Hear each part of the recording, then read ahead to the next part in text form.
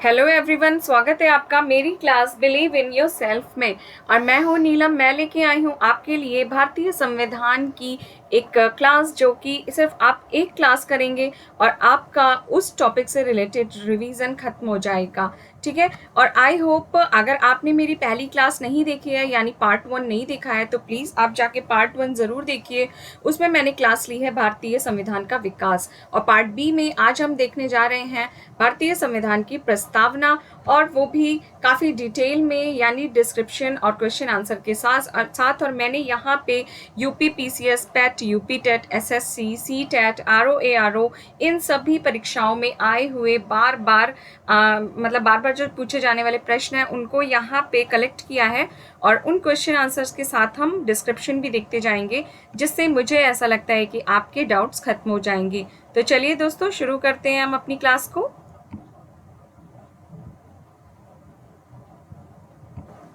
और दोस्तों, मैंने अपनी इस क्लास में एनसीईआरटी और भारत की राज्य व्यवस्था एम लक्ष्मीकांत जी के नोट्स ऐड किए हैं, जिसको लेकर के मैं आपको अभी क्लास करवाऊंगी। ठीक है। और अगर आपने एनसीईआरटी नहीं पढ़ी है, या आपको लगता है समय कम बचा है, फिलहाल अभी भी 90 दिन का समय बाकी है एग्जाम में, तो आप अगर इसको एनसीईआरटी नहीं अभी पढ़ना चाह रहे हैं, तो आप एम लक्ष्मीकांत तो ज़रूर ही पढ़ लीजिए दोस्तों, क्योंकि लक्ष्मीकांत जी की बुक के साथ ये है कि अगर आप एनसीईआरटी नहीं भी पढ़ रहे हैं, तो आपको लक्ष्मीकांत तो पढ़नी ही पड़ेगी हर हाल में। ठीक है। तो ये बहुत ही ईजी लैंग्वेज में बुक दी हुई है, और ऐसे आपका एक एक कॉन्सेप्ट क्लियर हो जाएगा। लेकिन इस बुक को करने के बाद प्लीज़ आप मॉक टेस्ट कुछ भी करिए, टेस्ट लगाइए, घर में खरीद के ले आइए। मार्केट में बहुत सारी सीरीज़ हैं, या आप यूट्यूब पे मेरे चैनल को भी ज्वाइन कर सकते हैं अगर आपको अच्छा लगता है। मैं खुद भी एक एस्पिरेंट हूँ, तो मुझे ऐसा लगता है कि जो मैं फील करती हूँ कि किसी क्लास में होना चाहिए, ये इंपॉर्टेंट फैक्ट्स होने चाहिए, या कोई इस तरह से पढ़ाए, तो मैंने उसको यहाँ पे खुद से ऐड किया है।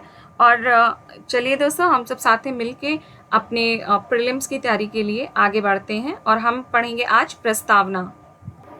तो दोस्तों, चलिए हम शुरू करते हैं भारतीय संविधान की प्रस्तावना, यानी कि प्रिम्बल। यहाँ पे दोस्तों हम देख रहे हैं कि भारतीय संविधान का उद्देशिका यानी प्रस्तावना दी हुई है। इसे जल्दी से पढ़ लेते हैं दोस्तों, क्योंकि यहाँ पे कुछ इंपॉर्टेंट शब्द आने वाले हैं, जो कि वो ऐसे शब्द हैं जो अपने आप में बहुत बड़ी डिफिनेशन लिए हुए हैं, और हमारा पूरा संविधान हमारी प्रस्तावना पे बेस्ड है, यानी ये इसका एक आईना है। ठीक है। तो मैं यहाँ पे शुरू करती हूँ। हम भारत के लोग भारत को एक संपूर्ण प्रभुत्व संपन्न समाजवादी पंथ निरपेक्ष लोकतंत्रात्मक गणराज्य बनाने के लिए तथा उसके समस्त नागरिकों को, मैं यहाँ पे रुक रही हूँ, देखिए, संपूर्ण प्रभुत्व संपन्न, मैं इंग्लिश में भी बोल दूँ कि कंप्लीट डोमेनियन। अभी मैं आगे आपको इसकी डिफिनेशन बता दूंगी। कंप्लीट डोमेनियन है समाजवादी यानी सोशलिस्ट, पंथी निरपेक्ष या धर्मनिरपेक्ष आप कह सकते हैं सेकुलर, और लोकतंत्रात्मक डेमोक्रेसी, गणराज्य है, रिपब्लिक है। ठीक है। तो अभी हम इनकी परिभाषाएं भी देख लेंगे जल्दी से। और इनमें न्याय यानी सामाजिक, आर्थिक और राजनीतिक न्याय की बात की गई है। 3 तरह के न्यायों की बात की गई है। ठीक है। और स्वतंत्रता, विचार, अभिव्यक्ति, विश्वास, धर्म और उपासना की स्वतंत्रता है। 5 तरह की स्वतंत्रता की बात की गई है दोस्तों। अभी आप इन पे बेस्ड आगे क्वेश्चन जब देखेंगे, तो आपको लगेगा कि एक इतनी सी प्रस्तावना से कितने ज़्यादा क्वेश्चन बनते हैं हमेशा। और पॉलिटी एक बहुत बड़ा रोल निभाती है दोस्तों, आप ध्यान रखिएगा। एग्जाम में 10 to 12 क्वेश्चन पॉलिटी से होते ही होते हैं, चाहे वो कोई भी एग्जाम हो। ठीक है। और पेट में भी इसकी संख्या डिसाइड की गई है, 5 क्वेश्चन। तो पॉलिटी ऐसी आपको तैयार होनी चाहिए कि आप 5 के 5 भी गलत ना करें, एक भी गलत ना करें। ठीक है। उसके बाद प्रतिष्ठा, अवसर की समानता प्राप्त करने के लिए तथा उन सब में व्यक्ति की गरिमा और राष्ट्र की एकता और अखंडता सुनिश्चित करने वाली बंधुता बढ़ाने के लिए दृढ़ संकल्प होकर अपनी इस संविधान सभा में आज तारीख 26 नवंबर 1949 ईस्वी को ऐदत द्वारा संविधान को अंगीकृत, अधिनियमित और आत्मार्पित करते हैं। ठीक है। हम आगे बढ़ते हैं दोस्तों। मैं यहाँ पे आपको जल्दी से उन शब्दों के बारे में बता दूं जिनकी मैंने अभी आगे बात की थी। तो देखिए दोस्तों, ये है संप्रभुता। हमने आगे देखा था प्रस्तावना में डोमेनियन। डोमेनियन का तात्पर्य ये है कि भारत संप्रभु राज्य है। भारत किसी भी विदेशी सीमा, अधिग्रहण अथवा अन्य किसी देश के पक्ष में अपनी सीमा के किसी हिस्से पर दावा छोड़ सकता है, यानी कि भारत की विदेश नीति हो और चाहे गृह नीति हो, ठीक है। गृह नीति का मतलब है अंदरूनी मामला।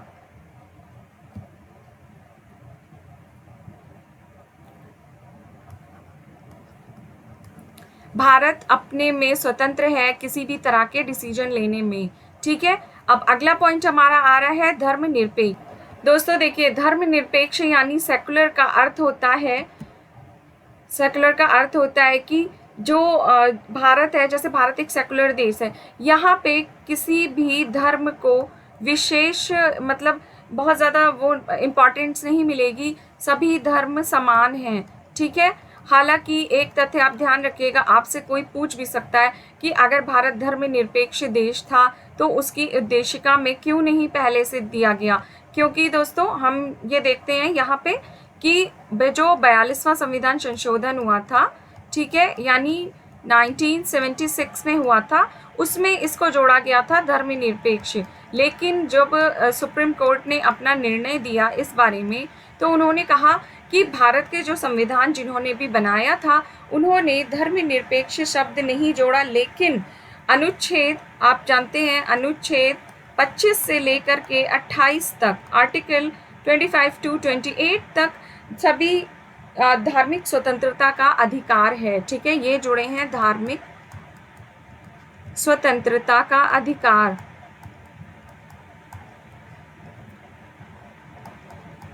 देखिए दोस्तों, क्लास अगर आपको लगता है कि बहुत लंबी हो रही है तो प्लीज़ मतलब मैं अपनी क्लास को शॉर्ट नहीं करूँगी, और जब तक मैं सारे पॉइंट्स इंक्लूड नहीं कर देती। और मैं आपसे गुजारिश करूँगी कि आप प्लीज़ लास्ट तक बने रहिए, ठीक है।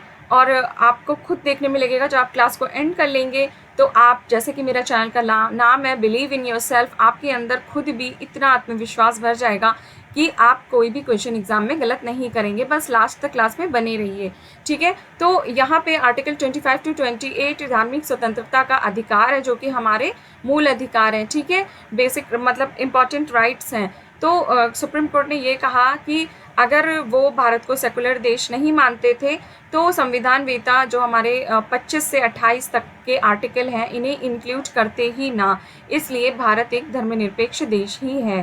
तो ये अगर आपसे कोई पूछता है तो आप इसका ये अच्छा आंसर दे सकते हैं। और हमारा अगला शब्द है समाजवादी यानी सोशलिस्ट। एक देखिए, भारत में जो समाजवादी शब्द था ना, ये भी 42वें संविधान संशोधन द्वारा ही जोड़ा गया था 1976 में, और इसके बारे में भी यही कहा गया था कि जो समाजवाद है यानी कि सबको इकोनॉमिकली मतलब बराबर पे लेके आना, ठीक है, समाजवाद है। और भारत में लोकतांत्रिक समाजवाद है, ठीक है, साम्यवाद वाला समाजवाद नहीं है। ऐसे में नीति निदेशक तत्व जो थे हमारे, वहाँ पे ऑलरेडी समाजवाद मौजूद था, यानी कि कल्याणकारी राज्य के रूप में समाजवाद मौजूद था। और इसलिए 1976 में जब 42वां संविधान संशोधन किया गया, अमेंडमेंट लेके आए 42वां, उसमें समाजवाद को स्पष्ट रूप से ऐड कर दिया गया, ठीक है। साथ ही भारत में लोकतांत्रिक मिश्रित समाजवाद है, ठीक है, यानी मिश्रित अर्थव्यवस्था वाला समाजवाद है, और इसका उद्देश्य है गरीबी, बीमारी, अवसर की असमानता को खत्म करना, ठीक है। और एक तरह से इसमें गांधीवादी समाजवाद की ओर ज़्यादा झुकाव है, ठीक है, कि उन्हें सेल्फ डिपेंड बनाना है हमें। आगे चलते हैं, अब नेक्स्ट वर्ड है हमारा। तो दोस्तों, डेमोक्रेसी, लोकतंत्र के बारे में आप लोग जानते होंगे। लोकतंत्र यानी कि सर्वोच्च शक्ति जनता के हाथ में होती है, ठीक है। और डेमोक्रेसी में भी दो प्रकार का लोकतंत्र होता है, एक डायरेक्ट और इनडायरेक्ट, ठीक है। एक डायरेक्ट होता है और एक होता है इनडायरेक्ट। तो दोस्तों, जो डायरेक्ट लोकतंत्र होता है उसमें लोग अपनी शक्ति का इस्तेमाल सीधे करते हैं, यानी कि अगर उनको अपना नेता, उसको कोई भी नीतियां खराब लग रही हैं तो वो उसको मतलब जैसे रिकॉल करके वापस बुला सकते हैं, ठीक है। तो इस तरह की जो व्यवस्था है ये स्विट्जरलैंड में व्यवस्था है। और दूसरी है इनडायरेक्ट डेमोक्रेसी। इनडायरेक्ट डेमोक्रेसी में होता यह है कि लोगों द्वारा जो चुने हुए रिप्रेजेंटेटिव होते हैं वो सर्वोच्च शक्ति का इस्तेमाल करते हैं, यानी सरकार चलाते हैं, कानून बनाते हैं, ठीक है, जैसे हमारे भारत में। लेकिन अगर आप देखेंगे तो लोकतंत्र का जो चलाने का तरीका होता है ये भी दो प्रकार का होता है, एक संसदीय और एक राष्ट्रपति के अधीन होता है, ठीक है। दोस्तों, जो संसदीय लोकतंत्र है, जिसमें अपने सभी कार्य जो हैं एक मतलब जैसे हमारे वहाँ संसद लोकसभा बनाती है वो होता है, और वो वयस्क मताधिकार पे आधारित होती है, ठीक है। और जो राष्ट्रपति के अधीन व्यवस्था करी गई है लोकतंत्र में, डेमोक्रेसी में, राष्ट्रपति के अधीन जो लोकतंत्र होता है, जैसे कि अमेरिका में, ठीक है, आप देख सकते हैं कि वहां पे राष्ट्रपति ही सर्वे सर्वा होता है। नेक्स्ट हमारा दोस्तों रिपब्लिक यानी कि गणतंत्र। गणतंत्र का अर्थ होता है दोस्तों कि भारत में मतलब व्यवस्था कैसी रहेगी, जैसे राजशाही रहेगा या गणतंत्र रहेगा। तो भारत जो है गणतंत्र है, इसमें राजशाही नहीं है। राजशाही व्यवस्था में तो होता है कि सर्वे सर्वा राजा होता है, भले ही वो मतलब एक गद्दी का रिप्रेजेंट करता है, ठीक है। लेकिन भारत में जो गणतंत्र है वो भारत का प्रमुख राष्ट्रपति चुनाव के जरिए सत्ता में आता है, और उसका चुनाव 5 वर्ष के लिए अप्रत्यक्ष यानी इनडायरेक्ट रूप में किया जाता है, ठीक है। और गणतंत्र में 2 बातें शामिल हैं, ये कि राजनीतिक जो हमारी संप्रभुता है, यानी कि जो हमारा कंप्लीट डोमेनियन है, आप इसको सॉवरेनिटी भी कह सकते हैं, जो हमारी संप्रभुता है वो किसी एक व्यक्ति के हाथ में नहीं होगी, ठीक है। यानी कोई राजा हमारा भविष्य नहीं तय करेगा, हम भारत के लोग, ठीक है, यानी कि हम खुद प्रत्यक्ष या अप्रत्यक्ष रूप से चुन के भेजेंगे अपने रिप्रेजेंटेटिव को। इतना आपको समझ में आ रहा है? अब हम आगे चल के क्वेश्चन आंसर देख लेते हैं। तो हमारा पहला क्वेश्चन है, भारतीय गणतंत्र की 26 जनवरी 1950 को सही संवैधानिक वस्तु स्थिति निम्न में से क्या थी? शब्दों में दोस्तों ढूंढना है। इसका अर्थ ये है कि जो हमें प्रस्तावना में शब्द देखे थे, धर्मनिरपेक्ष, लोकतांत्रिक, गणतंत्र, ठीक है, इन सबका सीक्वेंस क्या था, और उस समय जब 26 जनवरी की स्थिति थी 1950 में, उस समय भारत के प्रस्तावना में कौन कौन से सिर्फ शब्द ऐड थे, क्योंकि 3 शब्द तो बाद में ऐड किए गए हैं, ठीक है। तो चलिए हम देखते हैं इस क्वेश्चन। तो दोस्तों उस समय हमारी प्रस्तावना में सिर्फ शब्द ऐड था संपूर्ण प्रभुत्व संपन्न लोकतंत्रात्मक गणराज्य। अगर आपको कोई प्रॉब्लम है तो आप वीडियो को पॉज करके बैक जा सकते हैं, और मैंने वहाँ पे जो प्रस्तावना ऐड करी है आप उसे पढ़िए। हालांकि वो अभी प्रेजेंट टाइम की है, और आप कहीं से भी देख सकते हैं कि भारत में 1950 के समय में सिर्फ संपूर्ण प्रभुत्व संपन्न लोकतंत्रात्मक गणराज्य ही ऐड था। नेक्स्ट क्वेश्चन है हमारा, निम्नलिखित शब्दों में कौन सा शब्द सन 1975 में भारतीय संविधान की प्रस्तावना में सम्मिलित नहीं था? इसका मतलब ये पूछ रहे हैं वही पहले वाला कि 1975, क्योंकि हमारा जो 42वां संविधान संशोधन हुआ था वो हुआ था 1976 में। दोस्तों ये डेट और ईयर याद रखिए, बार बार बता रही हूँ, यूपी का कोई भी एग्जाम हो आपको डेट आएगी ही आएगी, ठीक है। तो इसमें क्या था क्या नहीं था, तो आपको बता दूं कि प्रस्तावना में 42वें संविधान संशोधन में जो शब्द जोड़े गए थे उनमें शब्द थे समाजवादी, ये बाद में जोड़े गए शब्द यहाँ पे लिख रही हूँ मैं, समाजवादी, ठीक है, धर्मनिरपेक्ष, आप पंथ निरपेक्ष भी मतलब लिख सकते हैं, कहीं कहीं पंथ निरपेक्ष लिखा रहता है, और अखंडता, ठीक है। ये 3 शब्द बाद में जोड़े गए थे 42वें संविधान संशोधन के द्वारा, और 42वें संशोधन को एक मिनी कॉन्स्टिट्यूशन की भी संज्ञा दी गई है, याद रखिएगा। तो इसमें हमारा कौन सा ऑप्शन सही हो जाएगा दोस्तों? हमारा ऑप्शन डी सही होगा, अखंडता, ये उस समय सम्मिलित नहीं था। आगे चलते हैं। तीसरा सवाल है हमारा, संविधान में हमारे राष्ट्र का उल्लेख किन किन नामों से किया गया है? यानी हमारे संविधान में भारत को किन किन नामों से पुकारा गया है? तो दोस्तों हमारे संविधान में भारत को भारत तथा इंडिया के नाम से पुकारा गया है, ध्यान रखिएगा। बहुत ही सिंपल क्वेश्चन है, पर कभी कभी बहुत मतलब आप सोच भी नहीं सकते कि आप ये गलत कर पाएंगे एग्जाम में, और हो जाते हैं गलत। इसलिए खुद पे भरोसा रखिए, एंड बिलीव इन योरसेल्फ का मंत्र बिल्कुल बहुत ही इंपॉर्टेंट है, और इसके बिना एग्जाम में अच्छा परफॉर्म करना बहुत ही मुश्किल होता है। चौथा क्वेश्चन है, निम्नलिखित में से कौन भारत को धर्मनिरपेक्ष राज्य वर्णित करता है? कहीं कहीं थोड़ी सी स्पेलिंग यहाँ टाइप करने में मिस हो गई है दोस्तों। तो भारत को धर्मनिरपेक्ष कौन करता है? मौलिक अधिकारों में क्या ये बात हुई है, या संविधान की प्रस्तावना, या नवी अनुसूची, या फिर राज्य के नीति निदेशक तत्व। तो दोस्तों धर्मनिरपेक्ष की बात भारत की प्रस्तावना करती है। देखिए मैंने अभी आपको आगे बताया था कि जो सुप्रीम कोर्ट ने अपना डिसीजन दिया था कि भले ही प्रस्तावना में उस समय धर्मनिरपेक्ष शब्द ऐड नहीं था, लेकिन आर्टिकल 25 टू 28 धर्म की स्वतंत्रता की बात कही गई है। लेकिन आप इसको धर्मनिरपेक्षता से मत जोड़िएगा। अगर आपको पहला ऑप्शन या संविधान की प्रस्तावना दिखता है तो आप प्रस्तावना पे टिक करेंगे, अगर प्रस्तावना नहीं दी है तो आप मौलिक अधिकार को सेकंड ऑप्शन मान के टिक कर सकते हैं।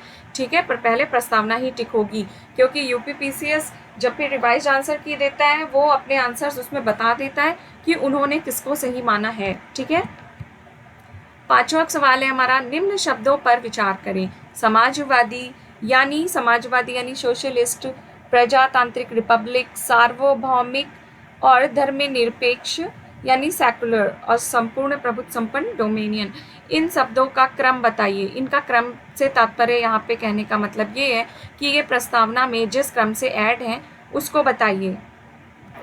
तो दोस्तों देखिए, जो हमारी प्रस्तावना है वहाँ पे सीक्वेंस ये है: संपूर्ण प्रभुत्व संपन्न, समाजवादी, धर्मनिरपेक्ष और लोकतंत्रात्मक गणराज्य। एक बात ध्यान रखिएगा, अगर मेंस में भी आप प्रस्तावना की कोई भी लाइन ऐड कर रहे हैं तो प्लीज़ सीक्वेंस मत बिगाड़िएगा, वरना 2 नंबर मिलने की बजाय 2 नंबर और कटी जाएंगे। ठीक है, और यहाँ पे हमारा ऑप्शन क्या सही होगा? सॉरी, ये शायद हम गलत क्वेश्चन में पहुँच गए हैं। हाँ, तो यहाँ पे दोस्तों वो स्लाइड पीछे हो गई, आप आगे बढ़ा के फॉरवर्ड पे देख लीजिएगा। सही शब्दों को क्रम अनुसार लगाइए। तो इसका सही शब्द जो क्रम बनेगा वो बनेगा ऑप्शन ए। ठीक है, आप देख लीजिएगा, यही सही क्रम है, CADB। चलते हैं अगले सवाल पे।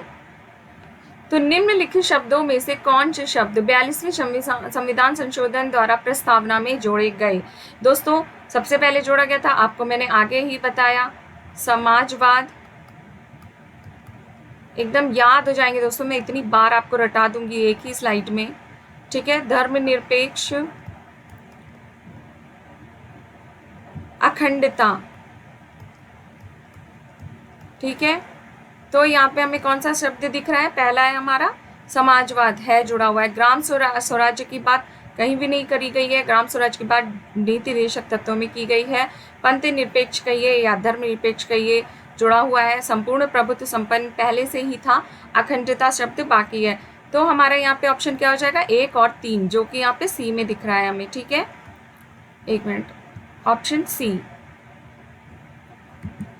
अगला क्वेश्चन है दोस्तों, भारतीय संविधान की उद्देशिका में संशोधन किया गया। कब किया गया था? बार बार पढ़ चुके हैं। 42वें संविधान संशोधन 1976 द्वारा। ठीक है,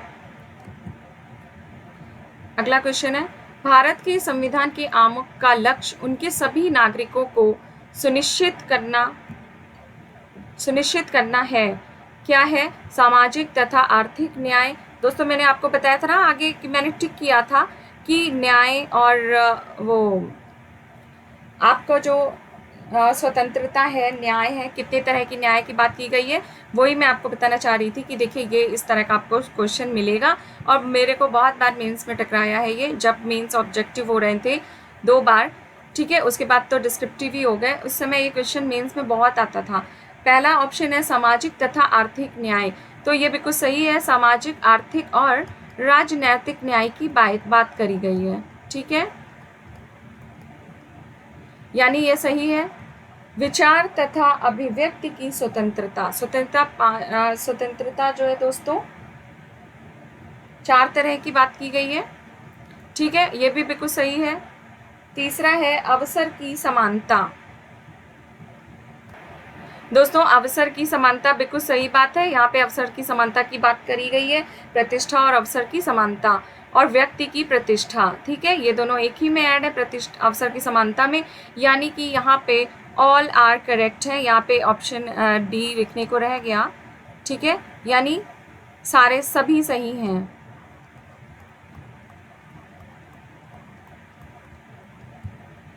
नेक्स्ट स्लाइड पे चलते हैं। भारत के संविधान के आमुख का लक्ष्य उनके सभी नागरिकों को सुनिश्चित करना है। फिर से वही क्वेश्चन है, देखिए रिपीट, आप जितनी बार रिपीटेड करेंगे ना आपको एकदम याद होते जाएंगे, ठीक है।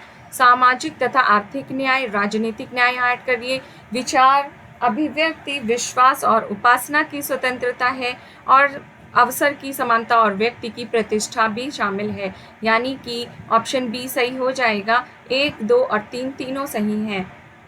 चलते हैं अगले सवाल पे। 26 नवंबर 1949 को अंगीकृत भारतीय संविधान की प्रस्तावना में शब्द सम्मिलित नहीं थे, ठीक है, और हमें इसमें से सही शब्दों को चुनना है। शब्द सम्मिलित नहीं थे दोस्तों, तो देखिए समाजवादी शब्द को बाद में जोड़ा गया है, यानी ये गलत। अखंडता को भी बाद में जोड़ा गया है, और पंथ निरपेक्ष यानी धर्म निरपेक्ष को भी बाद में जोड़ा गया है। यानी कौन से नहीं थे, तो यही तीनों नहीं थे, 1, 2 और 3। ऑप्शन ए हमारा सही हो जाएगा, 1, 2 और 3। 11वां सवाल है, भारत एक गणतंत्र है, इसका अर्थ है सभी मामलों में अंतिम सरकार अधिकार जनता के पास है।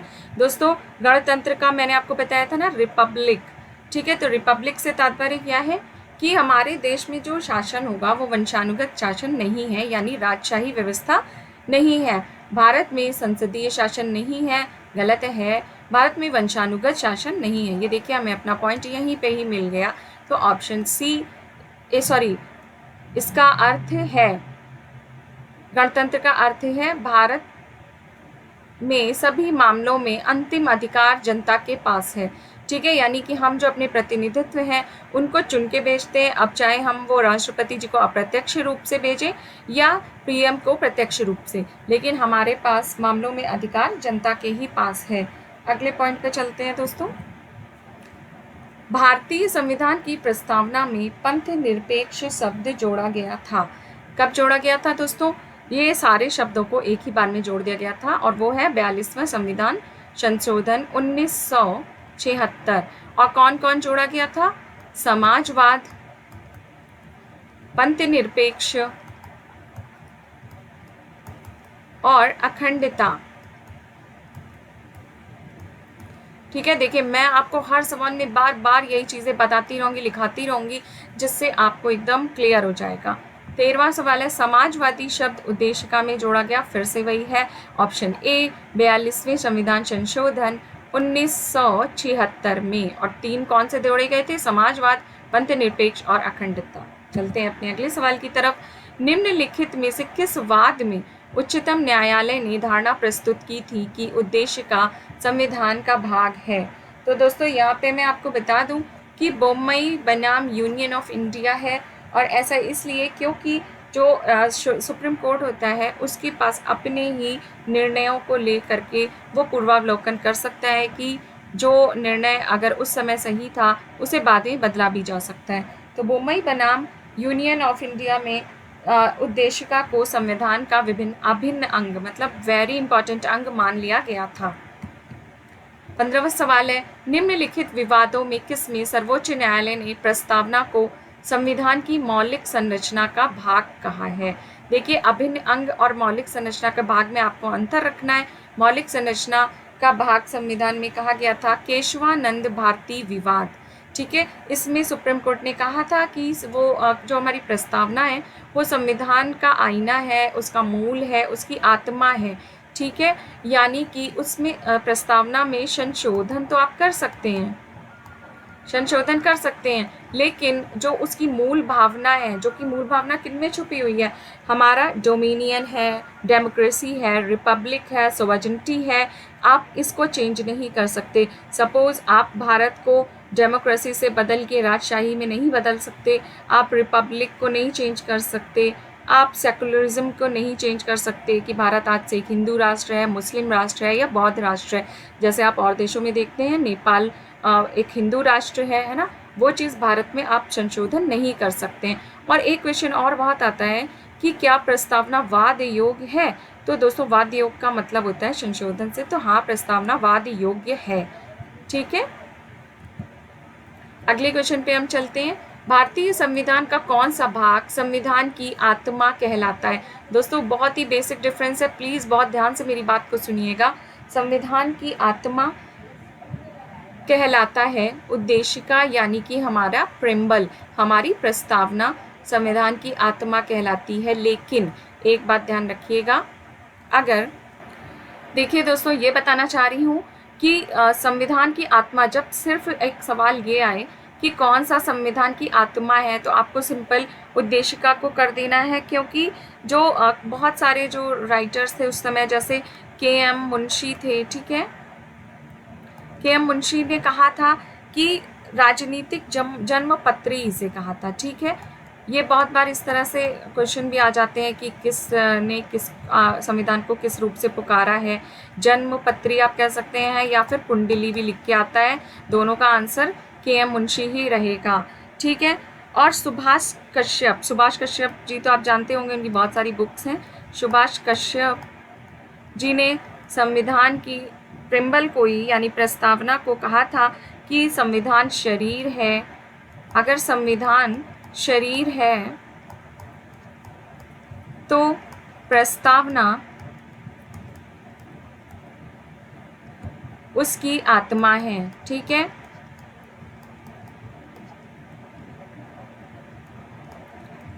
लेकिन अगर यही सवाल आपको आ जाए कि डॉक्टर भीमराव अंबेडकर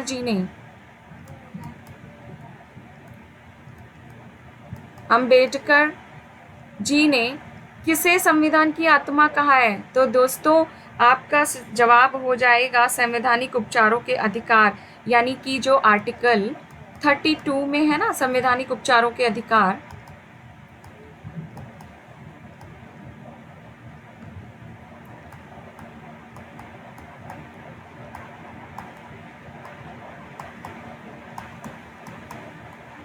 ठीक है, इन्हें डॉक्टर भीमराव अंबेडकर जी ने संविधान की आत्मा कहा है। तो जब क्वेश्चन आए तो बहुत ध्यान से पढ़िएगा, ओवर कॉन्फिडेंस नहीं करना है, सिर्फ खुद पे विश्वास रखना है कि आप जो भी पढ़ के गए हैं वो एग्जामिनेशन हॉल में आपको बहुत अच्छे से प्रेजेंट करना है। तो बहुत ही बेसिक डिफरेंस है दोस्तों, क्योंकि मेरा कुछ एक्सपीरियंस है और मुझसे भी बहुत बेसिक गलतियाँ हुई हैं, ठीक है। तो मैं चाहती हूँ कि आप वो गलतियाँ ना करें, बहुत ध्यान से पढ़िए सवाल को। बहुत अच्छा टाइम होता है, 2 घंटे के समय में आपको 120 सवाल करने हैं जीएस में। बहुत टाइम होता है पढ़ने के लिए, करने के लिए, क्योंकि नेगेटिव मार्किंग है 1/3 की पीसीएस में। तो जाहिर सी बात है कि हम सारे के सारे 150 क्वेश्चन हैं, तो हम सारे के सारे क्वेश्चन तो नहीं सही करेंगे। वहाँ पे सेलेक्टेड करना है। आराम से पढ़िए और believe in your self channel में मेरे साथ बने रहिए। और आपको जो भी कुछ भी अपना सजेशन देना है प्लीज़ कमेंट बॉक्स में दीजिए, और हम सब साथ ही मिलकर तैयारी करेंगे। आई होप मुझे और आपको दोनों को सफलता ज़रूर मिलेगी। तो चलती हूँ मैं, अगली स्लाइड में आपके साथ फिर वापस आती हूँ। तब तक के लिए टेक केयर, बाय, अपना ध्यान रखिए और पढ़ते रहिए।